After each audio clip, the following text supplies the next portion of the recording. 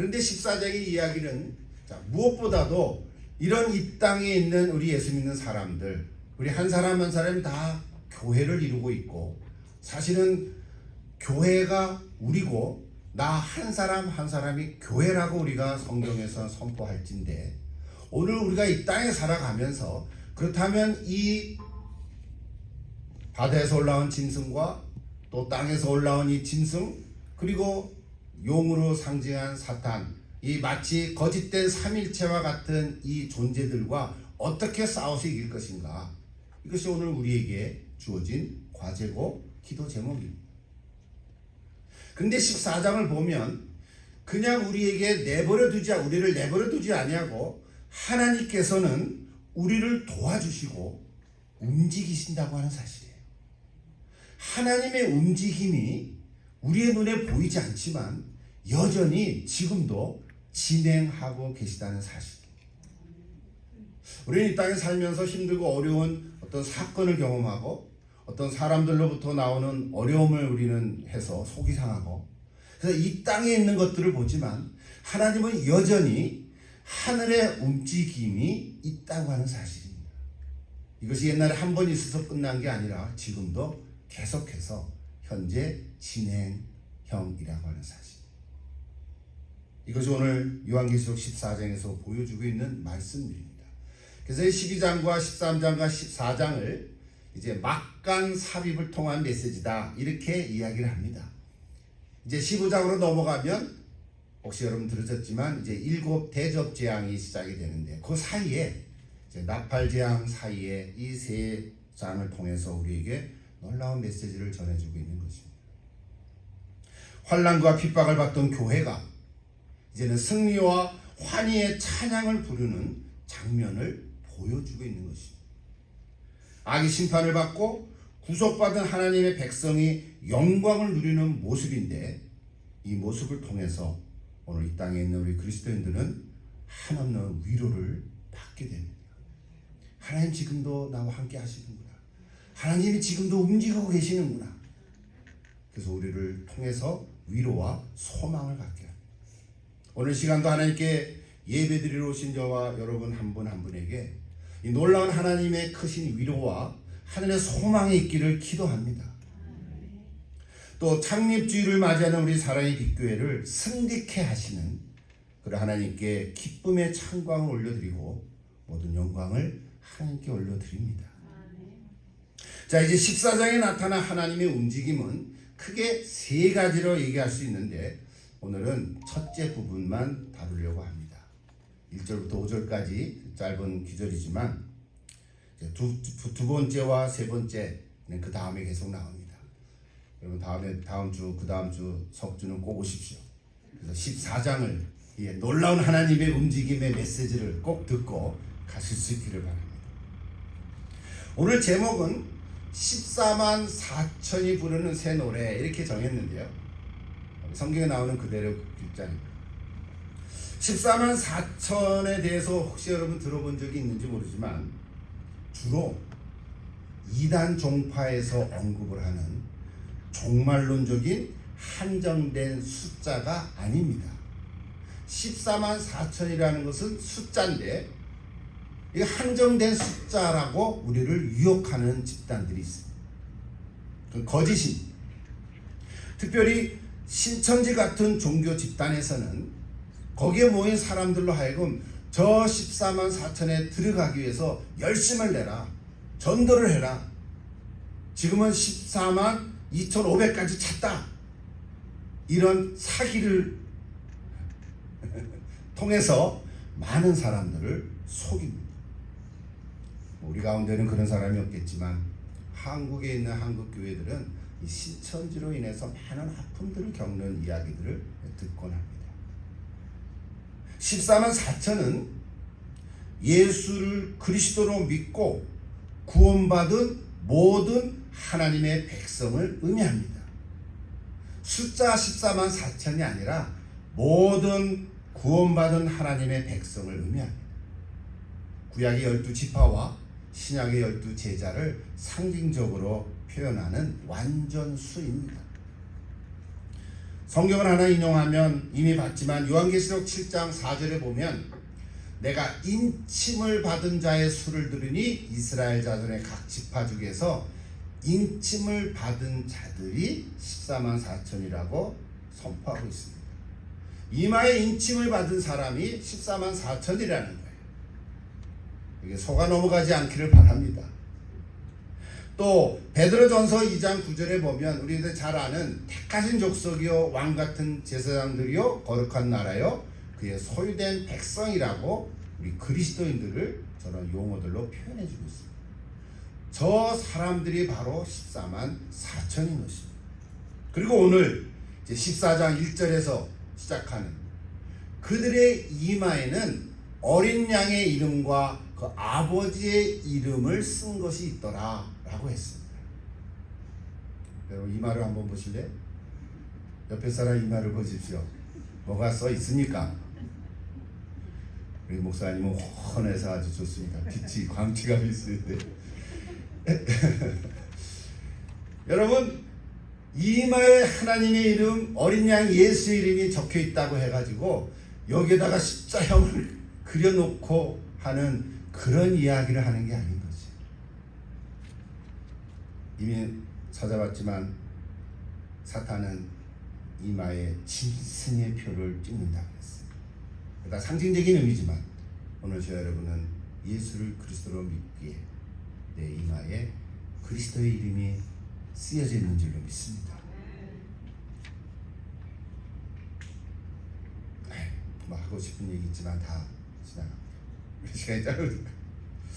자, 이렇게 구원받은 14만 4천의 성도들은 이 땅에서 사는 동안 세상과 짝가지 않고 세상의 가치관과 타협하지 않으며 고난의 자리에까지도 어린 양 예수를 따르며 진실하고 정결하게 살아가는 사람들입니다. 이것을 오늘 14장 4절 5절에서는 성경에 그대로 이렇게 얘기하고 있죠. 네 가지로 얘기하죠.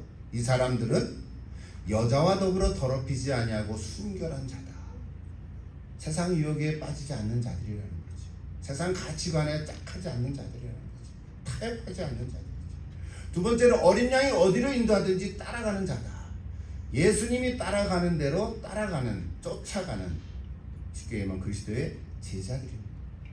세 번째는 사랑 가운데서 속량함을 받아 처음 익은 열매로 하나님과 어린 양에게 속한 자라 그랬어요. 여러분 영어로 크리스찬이라고 하는 것은 IAN, belong to Christ라는 뜻이거든요. 오늘 저 여러분은 다 예수 그리스도에게 속한 자인 줄로 믿습니다. 그런 자들이 14만 4천인 거죠. 5절에 하나 더 보면 그 입에 거짓말이 없고 흠이 없는 자라 했습니다. 오늘 저 여러분이 저 네 가지의 사람들이면 14만 4천에 속하고 또 하나님한테 속한 구원받은 자인 줄로 믿습니다. 오늘 말씀은 저거 단데요. 하나님 이거를 이제 어떻게 해서 우리에게 주시는 메시지로 전할까? 이것이 이제 제가 해야 할 사역이고 과제인데 기도하는 가운데 제가 가끔 인용하는 메시지 성경을 들여다봤어요. 14장 5절을 보니까 저렇게 의역이 됐더라고요. 같이 한번 읽어볼까요?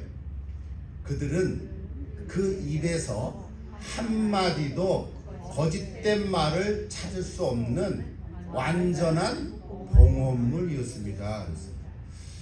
물론 유진 피터슨이라는 학자가 늘 사역을 하기는 하지만 번역을 이제 개인 사역을 한 거지만 저 구절을 읽으면서 뭐야? 한마디도 거짓말을 하지 않았다고? 좀 찔림이 되지 않습니까? 지금까지 살면서 한 번도 거짓말을 하지 않은 사람이 있으면 발을 살짝 들어보십시오. 우리는 가끔은 거짓말을 하고 살지요. 물론 선한 거짓말일 수도 있고 백색 거짓말이라고 윤리학은 얘기하지만 그래도 우리는 거짓말을 가끔은 합니다. 근데 저기 성경 메시지 성경을 보니까 그 입에서는 한마디도 거짓된 말을 찾을 수 없다. 그리고 그 다음 구절에 뭐라 썼냐면 완전한 봉헌물이었다 그랬어요. 뚱딴지같이 봉헌물이라는 단어가 왜 나왔을까? 설교문을 쓰면서 괜히 찾아봤네. 괜히 찾아봤네. 괜히 의기소침하게 됐어요. 저거 뭐 어떡하지? 그러다가 몇 번을 읽고 기도하다가 완전한 봉헌물, 저 단어에 마음에 이렇게 와닿는 메시지가 하나 있었어요. 우리는 흠이 많은 자들입니다. 아무리 예수를 온전히 믿고 성자와 같은 삶으로 살아가는 그리스도인이라 할지라도 우리는 완전할 수가 없습니다. 이 땅에 완전한 사람이 하나도 없단 말이에요. 흠이 없는 자가 하나도 없잖아요. 흠이 없는 자가 있습니까? 없단 말이에요. 오직 예수님밖에 없는 거예요. 그 생각을 하니까 좀 위로가 됐어요. 그렇지. 나는 완전하지 못하고 나는 흠이 많지만 흠이 없는 예수님이 계시니까 그 흠이 없는 예수님으로 말미암아 내가 씻겨짐을 받을 수는 있는 것이다. 그 생각을 하니까 저 완전한 봉헌물이라는 단어가 은혜가 되기 시작한 거예요. 처음에는 완전한 봉헌물, 어떻게 그럴 수 있지? 우리가 아무리 깨끗하고 거짓말하지 않고 진실하고 정결하게 산다고 해도 우리는 흠없게 살아갈 수가 없는 존재들이거든요. 그러나 예수 그리스도의 보혈로 말미암아 우리는 깨끗이 씻김을 받을 수 있다는 사실입니다. 여러분, 이것이 복음입니다. 어떤 사람도 아주 극악무도한 죄를 지은 사람이라 할지라도 그가 예수 그리스도 앞으로 나와서 그리스도가 흘리신 십자가의 보혈을 믿고 그것이 내 죄를 씻겨진다고 하는 말씀을 받아들이면 내 죄가 깨끗이 씻겨지는 줄로 믿습니다. 예, 우리는 흠이 많아서 사실 하나님께 봉헌물로 드릴 수가 없습니다. 내 자신을 하나님께 드릴 수가 없다는 거예요. 봉헌물이 될 수가 없다는 거예요. 구약의 제사는 흠이 없는 양을 드린다 그랬거든요. 우리는 흠이 많기 때문에 드릴 수가 없어요. 봉헌물이 될 수가 없어요. 그러나 예수님의 보혈로 깨끗이 씻김을 받음으로 그럼에도 불구하고 하나님께서는 우리를 봉헌물로 받아주신다는 사실. 이거 얼마나 감사한 일이죠. 성경 한 절을 읽을게요. 히브리서 4장을 보면 우리에게 있는 대제사장은 물론 앞뒤 규절이 많지만 우리에게 있는 대제사장은 우리의 연약함을 옛날에 체휼이라 그랬죠. 동정하지 못하실 리가 아니요 모든 일에 우리가 똑같이 시험을 받은 이로되 죄는 없으시리라. 16절 다 같이 한번 읽어보십시다. 그러므로 우리는 긍휼하심을 받고 때를 따라 돕는 은혜를 얻기 위하여 보좌 앞에 담대히 나아갈 것이다. 아멘. 여러분 있는 그대로의 모습을 가지고 하나님 앞에 나오십시오. 어떤 사람들은 저는 죄가 너무 많아서 예수를 못 믿겠다는 거예요. 죄가 많으니까 예수를 믿어야지요. 어떤 사람은 나를 좀 깨끗하게 한 다음에 이것저것 좀 처리하고 나서 이 문제를 좀 해결한 다음에 제가 예배당 나갈게요. 이런 사람도 있어요. 여러분, 그게 어느 세월에 해결됐는지 알 수가 없어요. 그 해결되기 전에 이 세상 떠나면 어떡할 거냐고요.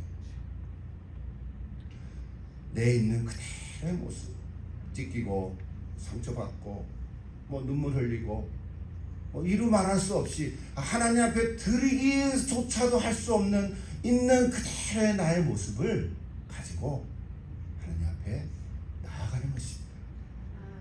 여러분의 가정과 일터 가운데 많이 찢기고 상처받은 마음이 있다 하더라도 하나님은 그걸 이미 알고 계시잖아요. 그러므로 내 있는 그대로 하나님 앞에 나오십시오. 그러면 하나님께서 우리를 받아주실 줄 믿습니다. 우리는 다 부족하고 흠이 있지만 예수님의 보혈로 깨끗이 씻김을 받아서 우리는 내 자신이 봉헌물이 될 수 있다는 사실입니다. 얼마나 놀라운 일입니까? 우리는 사실은 봉헌이라는 말을 우리가 하는데, 이런 봉헌하면은 주로 우리 아까 봉헌 다 드렸지만 주로 우리는 헌금을 드리잖아요. 돈을 형태로 드리는데, 물론 그 헌금 안에 내 마음에 다 들어가 있고 나의 온 삶이 들어가 있다고 우리는 기도하고 고백하는 거예요. 그럼 우리 봉헌이라고 얘기할 때는 꼭 헌금 돈만이 아니라 나의 시간, 나의 재능, 우리 탤런트, 또는 뭐 나의 가정, 나의 일터, 심지어는 나의 기도도 봉헌인 거예요.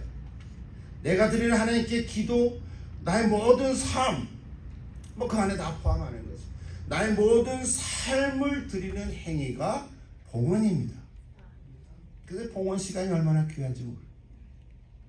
그냥 헌금 툭 떼고 끝나는 게 아니라 내 자신이 봉헌물이 되어서, 내가 흠없는 어린 양이 되어서, 흠이 많지만 예수님의 보혈로 씻김을 받은 내 자신을 하나님께 드리는 것입니다. 오늘 특별 찬양으로 불러주신 우리 집사님 그 곡의 제목을 보니까 나는 주를 섬기는 것에 후회가 없습니다 라는 찬양곡이었어요. 너무 은혜가 됐어요. 근데 그 찬양곡에 부제가 조그맣게 나와 있는데요, 가사이기도 하고, 나의 평생에 가장 복된 일은 뭐라고요? 가사 들었어요? 예, 내가 예수님을 만난 것이다. 여러분, 예수를 만난 것이 가장 복된 일입니다. 또 나의 평생에 가장 잘한 일은 예수님을 섬긴 것이라고 가사가 되어 있어요. 가장 잘한 일은 예수님을 섬긴 것입니다. 여러분, 가장 잘한 일은 그 어떤 것들도 많겠지만, 뭐 열심히 일해서 성공하고 아이를 잘 키운 것도 잘한 일이지만 예수님을 섬긴 것이라고 가사를 얘기했어요. 여러분, 예수를 만나고 예수님을 섬긴 것이 가장 잘하고 복된 일이라면, 지금까지 살아온 우리 한 사람 한 사람의 삶이 어떠하든지 그것은 다 하나님의 은혜로 된 것인 줄로 믿습니다. 그러므로 이제 여러분의 남은 삶, 앞으로 걸어가야 할 남은 삶의 발자취, 그 삶의 자리, 그 지젤 레벤, 그것이 어떤 모습으로 진행되어져 가든지 오직 주님만 섬기면서 살아갈 수 있기를 기도합니다. 그것이 오늘 메시지인 거죠. 오늘 우리 사랑의 빛교회도 또 이제 한 걸음을 내딛습니다. 앞으로 또 한 해 동안 어떤 일이 일어날지 알 수 없습니다. 하나님께서 지켜주시고 보호해 주실 줄로 믿습니다. 여러분 한 분 한 분의 삶을 하나님이 붙들고 주님 품 안에 인도해 줄 줄로 믿습니다. 오직 주님만 섬기기를 기도합니다. 그 섬김이 봉헌이 되고 내 자신이 봉헌물이 되는 것입니다. 여러분의 섬김이 하늘에까지 미쳐서 하늘의 문이 열리고 여러분이 부르는 그 찬양이 나의 간증이 되고 나의 찬송이 되기를 기도합니다. 이것이 14만 4천 명이 부르는 새 노래입니다. 마지막으로, 그런데 이 새 노래는 아무나 부른다고 부를 수 있는 게 아닙니다. 누구나 부를 수 있지만 아무나 부를 수는 없습니다. 오늘 이 성경에 보면 속량함을 받은 자라고 되어 있습니다. 속량함을 받은 자. 속량이라는 단어가 좀 어려운 단어죠. 영어로 redemption이라는 단어를 썼는데요, 쉽게 말하면 구속해준다, 구원해준다, 대속해주신다, 대신 나를 속해주신다, 그런 뜻이죠. 14만 4천을 꾸미는 말도 보면 속량함을 받은 자들 이렇게 썼어요. Who had been redeemed from the earth. redeemed. 뉴욕에 가면 유명한 리디머 처치가 있습니다. 그 목사님 돌아가셨지만 거기 제가 뉴욕을 갈 때마다 그 교회를 방문해서 예배를 드리는데요, 리디머라는 단어는 누구를 얘기합니까? 바로 예수 그리스도를 의미합니다. 우리를 속량해 주신 분, 리디머, 그분은 예수님이십니다. 여러분, 나를 속량해 주신 예수님을 찬양하는 그 자체가 새 노래입니다. 여러분 날마다 새 노래를 불러가십시오. 날마다 새 노래를 부르십시오. 이 땅에서 부르는 새 노래를 통해서 여러분의 삶이 선교적인 삶이 되기를 바라고 우리 교회가 선교적 교회가 되기를 기도합니다. 그래서 항상 새 노래를 부르는 내 마음에 사랑의 빛이 싹트고 또 우리 사랑의 빛교회가 어둠의 빛을 비치는 그런 사랑의 빛이 넘치는 그런 교회가 되기를 축복합니다. 여러분 한 분 한 분 주님 품에 안는 그런 귀한 사람들 되기를 축복합니다.